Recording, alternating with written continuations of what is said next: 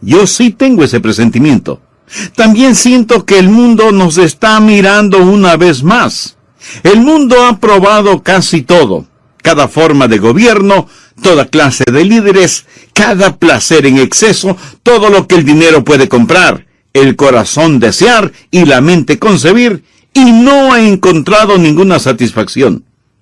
Y se están preguntando una vez más, ¿tenemos nosotros la respuesta? Y la contestación es, sí. Pero cuando nos miran, me pregunto qué es lo que ven en nosotros. Hitler fue un discípulo de Nietzsche, y Nietzsche fue un cínico, un ateo, un hombre impío y lujurioso. Y él miró a la iglesia y evaluó el cristianismo. ¿Y sabe lo que él dijo al respecto? Él dijo, si ustedes quieren que yo crea en su Redentor, ustedes tienen que lucir un poco más redimidos. Ahora piensen eso. Las ideas que el mundo tiene acerca de Jesucristo no las sacan de la palabra de Dios porque nunca la leen. Las sacan de nosotros. Le voy a dar una descripción de lo que es una iglesia triunfante. Y le pido a Dios que haga de nuestra iglesia esa clase de iglesia. Permítame mencionar los 3 más importantes propósitos de nuestra iglesia. Existe para magnificar a Cristo por medio de nuestra adoración y estudio de la palabra y movilizar a los creyentes en Jesús hacia una madurez en el ministerio y hacer que Jesús sea conocido entre nuestros vecinos y las naciones. Y este es tema de nuestra declaración misionera. Pero dejemos por un momento esta declaración y miremos una declaración misionera diferente en un sentido o desde una perspectiva diferente que la que encontramos en el 2º capítulo del libro de los Hechos. Estoy hablando de los principios de poder y del Espíritu Santo de Dios. Una vez que tenemos ese ungimiento, ese poder, ¿qué hacemos? ¿Cuál es nuestro propósito? Primero, debemos exaltar al Salvador. Empecemos con el versículo 22 de Hechos 2. El día de Pentecostés había llegado. Muchas señales y maravillas fueron hechas. El Espíritu Santo había bautizado a ese pequeño grupo en el cuerpo de Cristo y Pedro se levanta para predicar el Evangelio y esto es lo que dice. Varones israelitas, oíd estas palabras. Jesús Nazareno, varón aprobado por Dios entre vosotros, con las maravillas, prodigios y señales que Dios hizo entre vosotros por medio de él, como vosotros mismos sabéis. A este, entregado por el determinado consejo y anticipado conocimiento de Dios, prendisteis y matasteis por manos de inicuos, crucificándole, al cual Dios levantó sueltos los dolores de la muerte, por cuanto era imposible que fuese retenido por ella. Porque David dice de él, veía al Señor siempre delante de mí, porque está a mi diestra, no seré conmovido. Por lo cual mi corazón se alegró y se gozó mi lengua, y aún mi carne descansará en esperanza. Pedro predicó un mensaje, y es fácil ver que fue un mensaje sencillo, evangelístico y cristocéntrico. Y la iglesia creció porque exaltó a Jesús, quien dijo, y yo, si fuere levantado de la tierra, a todos atraeré a mí mismo. En mi opinión, ninguna iglesia será vibrante en su crecimiento si es que no exalta al Señor Jesucristo. Nosotros como iglesia hemos aprendido mucho acerca de Jesús y espero que lo sigamos haciendo. Que por intermedio del ministerio coral, por intermedio del estudio y la predicación de la palabra de Dios, siempre glorifiquemos y magnifiquemos el nombre de Jesucristo. Algunas iglesias reservan el domingo por la mañana para Dios el Padre, el domingo por la noche para Dios el Hijo y el miércoles por la noche para Dios el Espíritu Santo. Bueno, no exactamente así, pero hay una especie de énfasis de esa naturaleza el domingo por la mañana. Se quiere hablar de Dios y no hay nada de malo en eso. Por supuesto, debemos magnificar a Dios el Padre y al Espíritu Santo, pero en cada servicio, en cada reunión, debemos exaltar al Señor Jesucristo. ¿Lo cree usted así? Yo sí lo creo, porque Él es el atractivo poder de la iglesia. Y yo, si fuere levantado de la tierra, a todos atraeré a mí mismo. Ahora, note el mensaje que Pedro predicó concerniente al Señor Jesucristo. Primero, predicó acerca de su modo de vida. Leamos nuevamente lo que dice el versículo 22. Varones israelitas, oíd estas palabras. Jesús Nazareno, varón aprobado por Dios entre vosotros, con las maravillas, prodigios y señales que Dios hizo entre vosotros por medio de él. Alguien escribió un excelente artículo acerca del modo de vida de Jesús. Dijo: estoy lejos del blanco cuando digo que todos los ejércitos que han existido, y todos los navíos que se han construido, y todos los parlamentos que se han reunido, y todos los reyes que han reinado, todo esto junto no ha afectado la vida del hombre sobre esta tierra tan poderosamente como la vida solitaria de Jesús de Nazaret. Piense sobre eso. Ahí está un hombre, nacido hace más de 20 siglos. Y este momento, miles de iglesias están llenas con personas que dicen: amo a Jesús con todo mi corazón. Y esto me incluye a mí, porque Jesucristo es muy real para mí. Así que en primer lugar, Pedro predicó acerca del modo de vida de Jesús. Y luego predicó acerca del significado de su muerte. Miremos el versículo 23. A este, entregado por el determinado consejo y anticipado conocimiento de Dios, prendisteis y matasteis por manos de inicuos, crucificándole. ¿Qué es lo que el apóstol está diciendo aquí? Dice que la muerte de Jesús no fue un accidente, ni tampoco un incidente. Fue planificada desde antes de la fundación del mundo por el determinado consejo y preconocimiento de Dios. Nada estuvo equivocado. Dios no estaba allá arriba en el cielo retorciéndose las manos y diciendo: ¡oh, cuán terrible esto que está sucediendo! Y el propósito de la cruz, como lo aprendemos en este mensaje, es sustitución. El justo por el injusto. Cristo murió por nosotros. Él tomó nuestro lugar. Y nosotros no debemos solo hablar de su vida sin mancha y sin pecado, sino también de su muerte vicaria, que Él murió en aquella cruz para pagar la deuda de nuestro pecado. Predique ese mensaje, aunque se olvide del resto. Y sin embargo, hay muchos que quieren borrar el mensaje de la cruz de Cristo. Eso es como querer eliminar el agua de la fuente, o el azul del cielo, o las notas del pentagrama, o los números de las matemáticas. A usted no le queda nada si borra la muerte de Cristo por sus pecados. Pablo, refiriéndose al exaltado Salvador, no solo habla del modo de su vida y del significado de su muerte, sino que también habla del milagro de su resurrección. Versículo 24. Al cual Dios levantó sueltos los dolores de la muerte, por cuanto era imposible que fuese retenido por ella. No había ninguna posibilidad de que la muerte pudiera retener a Jesús en la tumba. Me acuerdo de algo simpático. Hace años leí acerca de una araña que vio a un imponente león, con una gran melena, entrar en una cueva para dormir.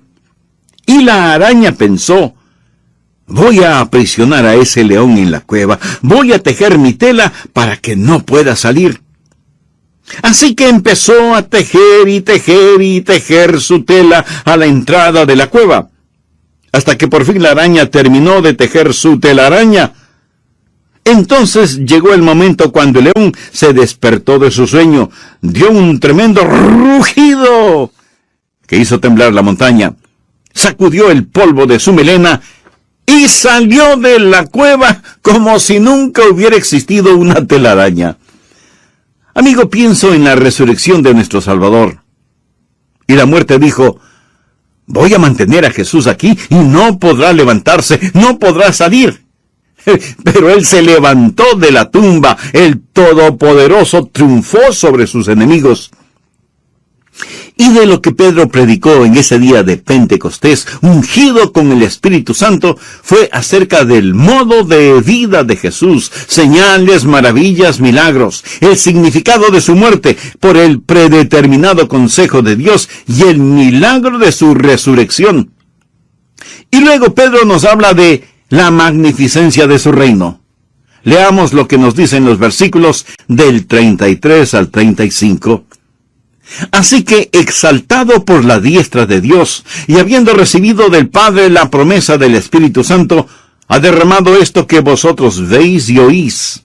Porque David no subió a los cielos, pero él mismo dice, dijo el Señor a mi Señor, siéntate a mi diestra, hasta que ponga a tus enemigos por estrado de tus pies. Aquí no hay si es que, o tal vez, o cuándo, sino un definitivo hasta que ponga a tus enemigos por estrado de tus pies. Bendito sea Dios por eso. ¿Dónde está Jesús ahora? Él ha ascendido a las altas montañas de la gloria. ¿Dónde está Él? Está sentado a la diestra de la majestad en lo alto, esperando por el momento cuando Dios dé la señal y Él bajará de su trono para regresar a la tierra y gobernar y reinar. Pero Pedro predicó ese día de Pentecostés que Jesús es exaltado y es el Señor de señores y el Rey de reyes. Permítame decir algo. A lo mejor usted no es un creyente y sin embargo está escuchando este programa. Quiero decirle con toda la autoridad de la palabra de Dios y la unción, función y emoción de mi alma, que un día usted confesará que Jesucristo es el Señor. Independientemente de quién sea usted, un día lo confesará. No importa quién sea ni dónde esté. Escrito está. Vivo yo, dice el Señor, que ante mí se doblará toda rodilla y toda lengua confesará a Dios para la gloria de Dios el Padre. ¿Qué es lo que hacemos como iglesia? ¿Cuál es nuestro deber y nuestro privilegio? ¿Cuál es nuestro gozo y nuestro mandato? Es por sobre todas las cosas exaltar al Salvador. Y hasta que no hagamos eso, no habremos hecho nada. Pero no solo debemos exaltar al Salvador, sino que en segundo lugar debemos evangelizar al pecador. Hechos capítulo 2, desde el versículo 37 al 41. Al oír esto, se compungieron de corazón y dijeron a Pedro y a los otros apóstoles, varones hermanos, ¿qué haremos? Pedro les dijo, arrepentíos y bautícese cada uno de vosotros en el nombre de Jesucristo para perdón de los pecados y recibiréis el don del Espíritu Santo. Porque para vosotros es la promesa y para vuestros hijos y para todos los que están lejos, para cuantos el Señor nuestro Dios llamare. Y con otras muchas palabras testificaba y les exhortaba, diciendo, sed salvos de esta perversa generación. Así que los que recibieron su palabra fueron bautizados, y se añadieron aquel día como 3,000 personas. Permítame que le diga lo que es el verdadero evangelismo, lo que es la verdadera salvación. ¿Cuáles son sus marcas? Están aquí. ¿Cuáles son los pasos en una genuina conversión? Primero, debemos estar convencidos por el Espíritu Santo. Notemos nuevamente lo que dice el versículo 37. Al oír esto, se compungieron de corazón. He predicado lo suficiente para saber que en algunos servicios de adoración no hay convicción. No hay convicción. Y mi corazón se apena y pregunto, Señor, ¿qué sucede? ¿Acaso soy yo que he fallado en orar y en buscar tu rostro? En algunos servicios hay frialdad. Pero en otros, en cambio, y es algo que usted no puede explicarlo, las personas comienzan a temblar y a llorar y se siente el moverse del Espíritu de Dios. Todo es en vano a menos que el Espíritu de Dios descienda. Y no es solo cuestión de estar en una iglesia sentado conversando trivialidades sin orar y de pronto decir, oh Señor, envíanos tu poder de convicción. Primero debe haber convicción, convicción de que viene de parte del Señor. Segundo, debe haber conversión al Señor. Versículo 37. Ellos preguntaron a los apóstoles: varones, hermanos, ¿qué haremos?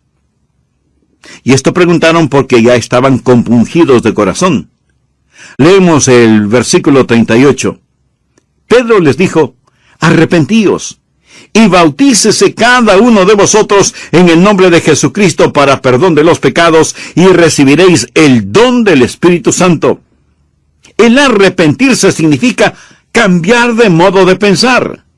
Es la palabra griega metanoia, que significa literalmente cambio de mente. Pero cambiar de modo de pensar, ¿acerca de qué? Cambiar su mente acerca del pecado. Tal y como yo lo veo, usted nunca ha sido salvado si es que nunca ha cambiado su modo de pensar acerca del pecado. Jesús dijo: antes, si no os arrepentís, todos pereceréis igualmente. Pero no solo es el cambiar su mente acerca del pecado, sino el cambiar su mente acerca de su propio ego, de su propio yo. Pero no solo un cambio mental acerca del pecado y del ego, sino un cambio de manera de pensar acerca de Jesucristo, acerca de Dios mismo. Cuando usted pueda decir: he puesto toda mi esperanza, toda mi fe, donde Dios puso mis pecados, sobre el Señor Jesucristo, eso, mi amigo, es conversión. Tal vez usted me diga: pero, Pastor Rogers, este versículo no dice nada acerca de la fe. Tiene razón, no lo dice. Pero la fe está implícita. Fe y arrepentimiento son los dos lados de una misma moneda. Usted no puede volverse a Dios sin antes haber dejado el pecado. Y usted no puede dejar el pecado sin haberse vuelto a Dios. Una vez estuve predicando, y un estudiante de un seminario teológico bautista que recién había comenzado sus estudios vino a mí tratando de censurarme un poquito. Me dijo: pastor, usted le está diciendo a la gente cómo ser salva, pero usted nunca mencionó la palabra arrepentimiento. Yo le respondí: oh, eso es interesante. Joven, ¿sabe qué libro de la Biblia en su totalidad nos dice cómo podemos ser salvos? Él no estaba seguro, así que se lo dije: es el Evangelio de Juan. Así que, estimado joven, vaya a su casa, lea todo el Evangelio de Juan y vea si es que puede encontrar por lo menos una vez la palabra arrepentimiento. No la encontrará. Pero ¿cómo ser salvo? Si está allí. Pero estas cosas se han escrito para que creáis que Jesús es el Cristo, el Hijo de Dios, y para que creyendo tengáis vida en su nombre. Ahora usted no puede volverse a Dios en fe sin arrepentimiento, y usted no puede arrepentirse sin volverse a Dios en fe. La conversión es un retornar, es un volverse a Dios. Usted debe ser convencido y convertido por el Señor. Y tercero, usted debe confesar al Señor. El versículo 38 dice: arrepentíos y bautícese cada uno de vosotros. Ahora, ¿es el bautismo el que salva? No. Pero si usted se arrepiente y verdaderamente es salvo, debe ser bautizado. Yo no estoy convencido que alguien sea verdaderamente salvo si es que dice: sé que debo ser bautizado, pero no lo voy a hacer. Jesús hizo una pregunta muy interesante: ¿por qué me llamáis Señor, Señor, y no hacéis lo que yo digo? ¿Cómo puede usted decir que Jesús es su Señor cuando Él mismo ha ordenado el bautismo y usted es apático e indiferente al respecto? Su gran comisión es, por tanto, ir y hacer discípulos a todas las naciones, bautizándolos en el nombre del Padre y del Hijo y del Espíritu Santo, enseñándoles que guarden todas las cosas que os he mandado, y he aquí yo estoy con vosotros todos los días hasta el fin del mundo. ¿Sabe cuál es la confesión al Señor Jesucristo en el Nuevo Testamento? No es el caminar por el pasillo de una iglesia y estrechar manos con el pastor, aunque no hay nada de malo en eso, que es algo previo a nuestra real confesión de Cristo, que es el bautismo. En esa forma confesamos a Cristo. El bautismo público y abierto es la manera en que usted reconoce y confiesa a Jesucristo. Usted se identifica con Cristo en las aguas del bautismo del creyente. ¿Qué derecho tiene usted de decir que es discípulo de Cristo si es que no ha tenido el bautismo del creyente? Y cuando hablo de bautismo, no hablo de aspersión, sino de inmersión. Aspersión no es bautismo. Y el bautismo del creyente se realiza cuando usted ha recibido a Jesucristo como su Salvador y Señor personal. Si usted fuera bautizado antes de ser salvado, eso sería como tener su funeral antes de que se muera. El problema es que este asunto lo estamos entendiendo al revés. La Biblia jamás dice bautízate y cree, pero sí enfatiza el creer y ser bautizado. Es una manera de confesar al Señor. Es una manera de decir, yo le pertenezco. Hace años leí acerca de un niño que aceptó al Señor en la iglesia infantil. No durante el culto de adoración, sino en el servicio diseñado para los niños. El pastor de la iglesia infantil le dijo a este niño, hijo, ahora necesitas ir al culto grande y decirles que has sido salvado y necesitas ser bautizado. Bueno, el niño no entendió completamente eso y acercándose al pastor principal le dijo, pastor, ya he sido salvado y ahora necesito ser anunciado. Mi amigo, sin proponérselo, ese niño dijo una gran verdad.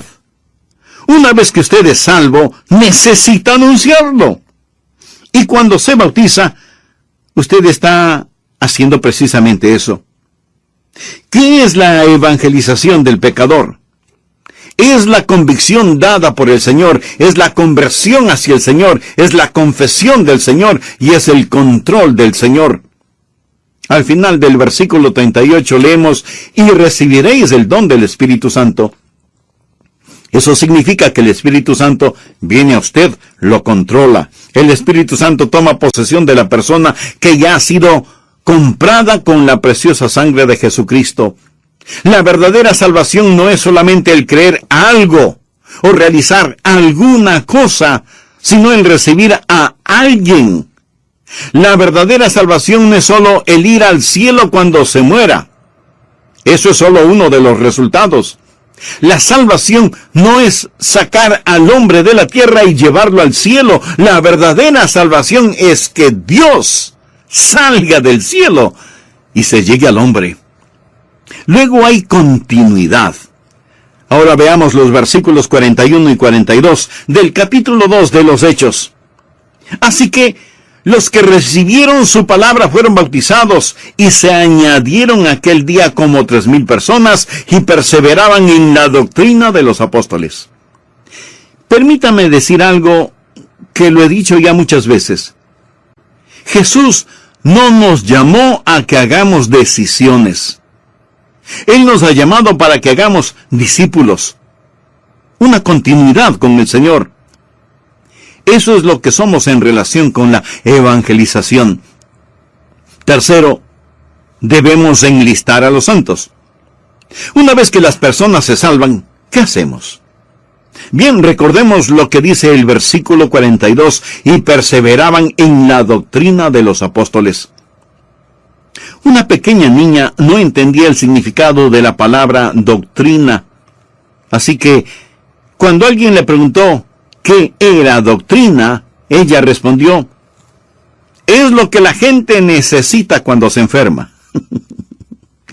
¡Qué estupenda respuesta! Necesitamos mucho de eso. Las más firmes iglesias son las centradas en la Biblia. Ellos perseveraban en la doctrina de los apóstoles. Esa es solo otra forma de decir que ellos continuaron en la palabra de Dios, porque la palabra de Dios les llegó por intermedio de los apóstoles. Permítame personalizar un poco el siguiente punto. ¿Cómo enlistamos a las personas aquí en nuestra iglesia bautista de Bellevue? Primero, las ponemos en una clase de estudio bíblico. Y si usted piensa que eso no es necesario, sí lo es. porque esa es la forma en que nos conocemos por nombre. Así sabemos cuando alguien está enfermo o en el hospital, y podemos orar por esa hermana o hermano y saber cómo podemos ayudarles. Así es como podemos tener compañerismo para orar, para cuidarnos, para compartir con todos en la clase. Pero no solo enlistamos a las personas para que reciban instrucción bíblica, sino también para tener comunión. Y perseveraban en la doctrina de los apóstoles, en la comunión unos con otros. Mi amigo, la comunión entre creyentes no es incidental, es fundamental. La Biblia jamás enseña un cristianismo tipo llanero solitario. Yo necesito de usted. Usted necesita de mí. Estuve leyendo una interesante porción de las Escrituras relacionada con el apóstol Pablo. ¿Piensa usted que el poderoso apóstol Pablo caminó de esa manera con Jesús? Que él necesitó esa clase de comunión. Leamos lo que nos dice Hechos 28:15. Recuerde que Pablo había sufrido un naufragio en su intento de llegar a Roma. Finalmente llega hasta la costa de Italia y la Biblia nos dice lo siguiente: de donde, oyendo de nosotros los hermanos, salieron a recibirnos hasta el foro de Apio y las 3 tabernas. Y al verlos, o sea, cuando Pablo vio a estos hermanos, Pablo dio gracias a Dios y cobró aliento. Me fascina eso. Aquí está el formidable apóstol Pablo, y esos hermanos salen a recibirle. Él está cansado, desgastado, sucio, con sus ropas rotas, pero cuando él vio a sus hermanos, dio gracias a Dios y cobró aliento. Vamos por un momento al libro de Hebreos capítulo 10, versículos 24 y 25. Y considerémonos unos a otros para estimularnos al amor y a las buenas obras, no dejando de congregarnos como algunos tienen por costumbre, sino exhortándonos, y tanto más cuanto veis que aquel día se acerca. Necesitamos comunión. Necesitamos compañerismo. Estuve leyendo unas estadísticas acerca de qué es lo que motiva a las personas para ir a las iglesias. ¿Qué piensa usted al respecto? Bueno, esto es lo que las estadísticas dicen. Cerca del 50% de las personas que contestaron el cuestionario dijeron que iban a esta u otra iglesia, primero, porque era amigable. 15% dijo que iban a la iglesia por los programas. El 12% por la ubicación de la iglesia. Permítame hacer una pregunta en relación con los amigos que usted escoge. Pone usted un punto en el mapa de su ciudad y traza un círculo y dice, bueno, no tendré amigos sino dentro de este círculo. No en esta era de los automóviles. La gente viaja a otras ciudades, incluso para comer en ciertos restaurantes.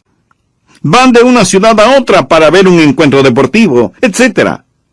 Ya no es el tiempo cuando las personas iban a la iglesia solo porque estaba en su vecindario. Algunas tal vez lo sigan haciendo, pero la ubicación de la iglesia ya no es determinante para que las personas vayan a ella, solo el 12% estadísticamente. ¿Sabe? A veces me asombro de las personas que se cambian a lugares distantes de nuestra iglesia y me dicen, Pastor Rogers, nos hemos unido a tal y tal iglesia, cerca de donde estamos viviendo ahora. Y yo me pregunto, ¿cómo pudieron ellos hacer eso? ¿No saben lo que creen en esa iglesia? ¿No saben lo que esa gente practica? Pero evidentemente a los simples eso les es indiferente. El asunto doctrinal parece que no hace ninguna diferencia cuando lo doctrinal es muy importante. ¿Cómo trabaja la mente de esas personas cuando están buscando una iglesia? Sigamos con las estadísticas. El 7% mencionó la denominación, pero recuerde que el 50% votó por lo amigable, lo amable, que es otra forma de decir donde encuentro comunión. Así que necesitamos trabajar en esto. Cuando las personas llegan a nuestra iglesia, necesitan una mirada, un gesto de aprobación, una palabra, una expresión física. Necesitan sentir la practicalidad del ministerio. Cuando esas personas buscan comunión, y especialmente si vienen por primera vez, son muy aprehensivas. Y mucho más si es que no saben nada sobre los bautistas. Y perseveraban en la doctrina de los apóstoles, en la comunión unos con otros, en el partimiento del pan y en las oraciones. Los exégetas creen que la frase en el partimiento del pan hace referencia a la cena del Señor, y en las oraciones al servicio de adoración. Ese es el primer punto de nuestra declaración misionera: exaltar a Jesús por medio de la adoración y la palabra. También debemos enlistar a las personas en la mayordomía. Leamos los versículos del 43 al 45. Y sobrevino temor a toda persona, y muchas maravillas y señales eran hechas por los apóstoles. Todos los que habían creído estaban juntos, y tenían en común todas las cosas, y vendían sus propiedades y sus bienes. Más bien decían: Señor, si lo quieres, puedes tenerlo. Algunos piensan que estoy hablando de comunismo. No fue comunismo por varias razones. Primero, fue algo temporal. Segundo, estaba basado en creer en Dios. Tercero, estaba controlado por la iglesia. Y cuarto, fue voluntario. El punto es este: que todo lo que ellos poseían estaba a disposición del Señor Jesucristo. Mi amigo, todo lo que usted posee está a disposición de Cristo. Quiero decir, si Jesús le pidiera su único y último centavo, se lo daría. Debería dárselo, porque todo le pertenece a Él. Pero la verdad es que lo último que le daríamos serían nuestros recursos financieros y nuestras posesiones materiales. Pensamos que solo una 10ª parte le pertenece a Dios, y el resto es totalmente nuestro. Amigo, todo, absolutamente todo, incluyendo su propia vida, le pertenece a Dios. El 10% es solo una señal de que todo es de Él. No piense que solo un día le pertenece a Dios y que los 6 días restantes le pertenecen a usted. Cada día es de Dios. Y Él tiene que ser el Señor sobre todo, y esa es la clase de mayordomía que debemos enseñar. Tantos tienen el temor de que van a dar a Dios demasiado. Usted no puede dar más que Dios. Usted da con una palita pequeña.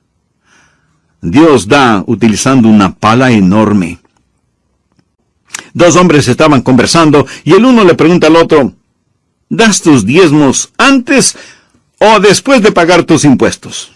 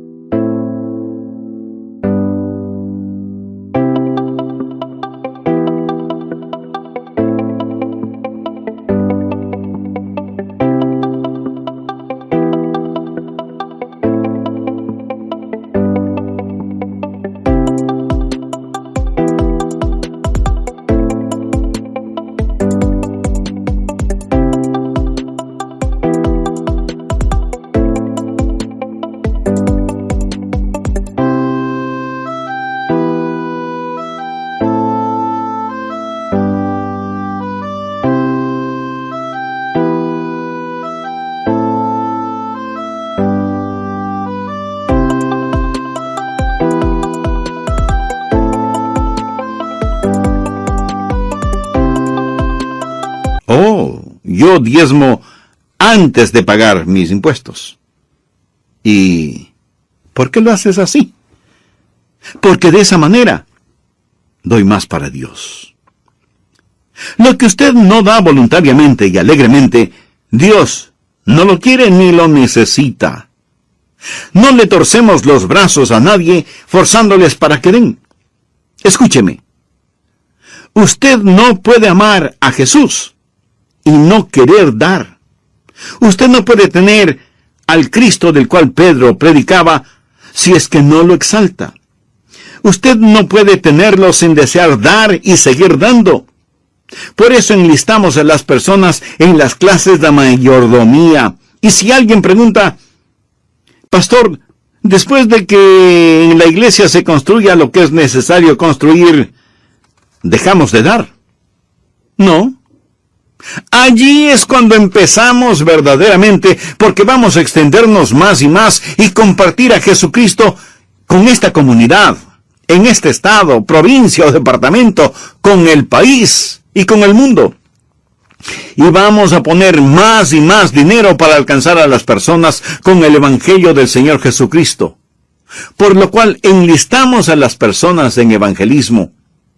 Y perseverando unánimes cada día en el templo y partiendo el pan en las casas, comían juntos con alegría y sencillez de corazón, alabando a Dios y teniendo favor con todo el pueblo, y el Señor añadía a la iglesia cada día los que habían de ser salvos. Esta era una iglesia que crecía. No hay nada de malo con una iglesia pequeña. No hay nada de malo con una iglesia grande. Pero algo no está bien con cualquier iglesia que esté en un sector en donde hay muchos inconversos y la iglesia no crece. La iglesia debe crecer. La iglesia neotestamentaria fue tal vez en cuanto a tamaño la más grande iglesia en la historia de la iglesia. ¿Está listo para un pequeño ejercicio aritmético?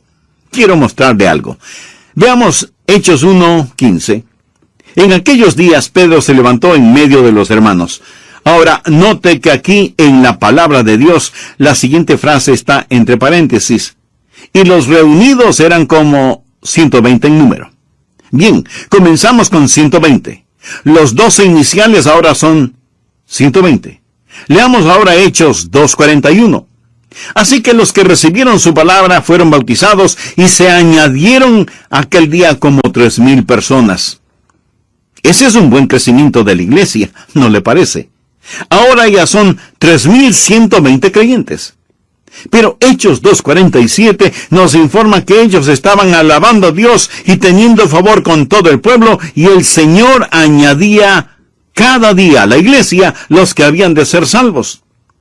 Más y más cada día, y no solamente los domingos. Ahora vamos a Hechos 4:4.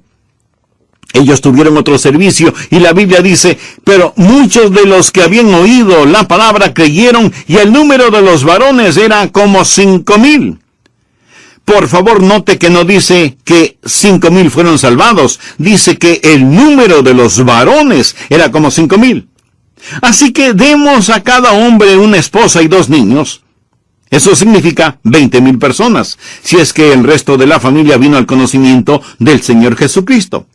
Entonces la iglesia que crecía cada día tiene los 3,120 más aquellos que el Señor añadía cada día. La iglesia que bien podríamos calcular en 20,000 más los 20,000 últimos nos da un total de casi 45,000 creyentes en solo unos pocos días.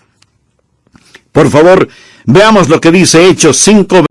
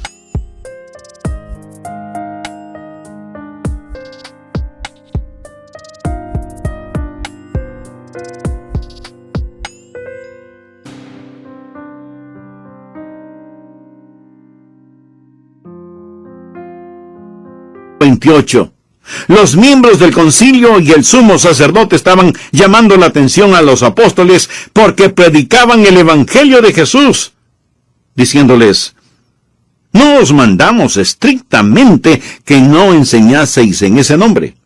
Y ahora habéis llenado a Jerusalén de vuestra doctrina y queréis echar sobre nosotros la sangre de ese hombre.